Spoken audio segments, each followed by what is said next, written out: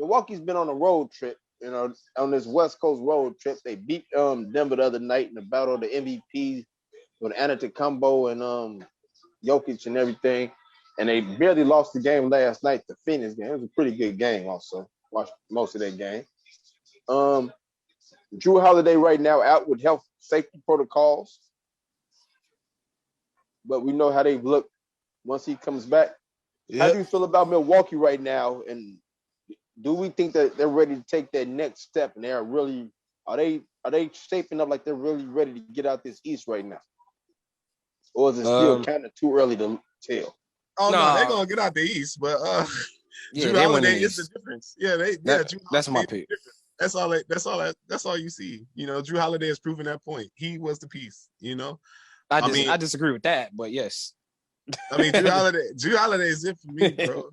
You know what I'm saying? I think y'all think Milwaukee's gonna come out, but y'all both think for different reasons or why. No.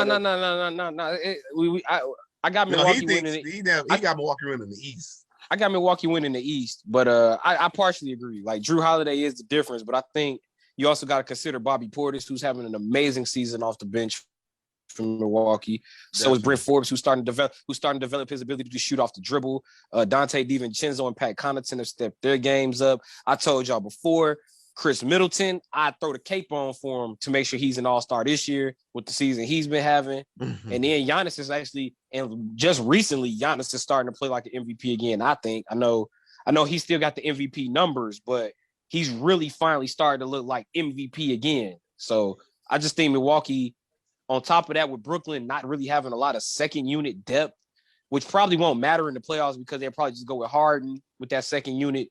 But DeAndre Jordan, man, you put him in some switches, man.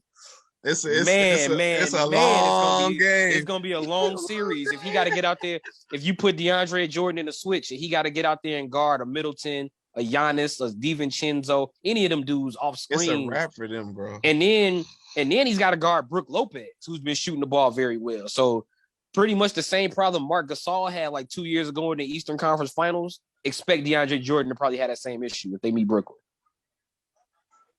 Hilarious. Staying with Brooklyn for a second.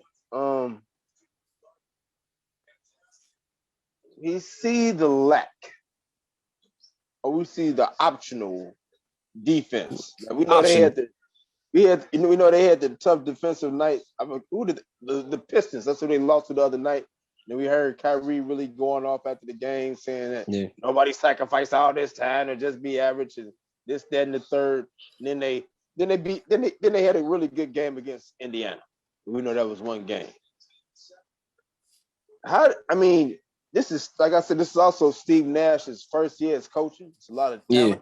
It comes with a lot of expectations. And you got guys like three of the best in the world, and Harden, Irving, and Durant.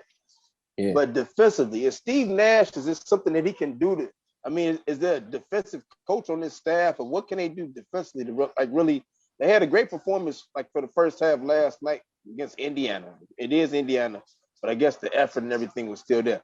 How can they bring this effort here every night? There was 7-11 against teams that are under 500. Like, they're just super unfocused. They're just, is it child's play? Is it too easy? What's going on right now? That's because they play the pace. As soon as the ball goes into the other basket, they taking it out and shooting with 19 on the shot clock. It's like they play the pace. They're letting teams score so they can score on the other end. But the problem is, what do you do when you miss 4 in a row? you know what I'm saying? Like, that's what happened against. That's what happened against Cleveland. Let another team score. Right, exactly. That's what happened against Cleveland when Colin Sexton was lighting them up. Like, they was letting Cleveland just score at will, and like next thing you know, Cleveland ends up winning the game in overtime. It's like, if you're gonna play, you got to realize, if you Brooklyn, you're playing against these teams that want to play that type of style. Like, if they played a team like the Bulls who want to try to outshoot everybody, but the thing is, Brooklyn typically has the weapons to actually outscore those teams. But the thing is, Brooklyn has nights too where their shots aren't falling, or Kevin Durant isn't in the lineup, or Kyrie or Harden's not in the lineup. And then on defense, typically they don't really switch. A lot of times they try to stay man to man, and it's like, the dude is like 6 feet out the play. Of course he's gonna score. Like, y'all not even like, come on, man. Like, y'all not even switching. Of course. That's They don't crazy. even they don't switch a lot of those. Like, come You're on. saying basically, so you're saying basically they're playing like the old Phoenix Suns that used to win a Yes. lot of games, like when Mario Stoudemire and Mary them Yes. in their heyday, Yeah. whatever. Yes, But they are very actually. exciting. They're very exciting, but it doesn't get you any ring or anything. Hey, it's fun to watch, but but you know what though? I think give Brooklyn another year, they'll probably win one. Brooklyn might be in the hunt next year, but this year, man, I think they're the attractive pick, but I'm not expecting them to win the East. I think the only comp that be from Milwaukee be Boston, in my opinion. I like how they really hooping right now, man. I'd like them being the number one. Too many injuries for Boston. Too many injuries for Boston, and that's another thing that like worries me about Brooklyn. Like with KD and Kyrie, talking about guys with histories of leg injuries, so that worries me too about them. The only silver lining, I know injuries don't have an off season. The only silver lining with them, I guess, is when you do get them, and when you can start getting the pieces back to try to get gel and get cohesive.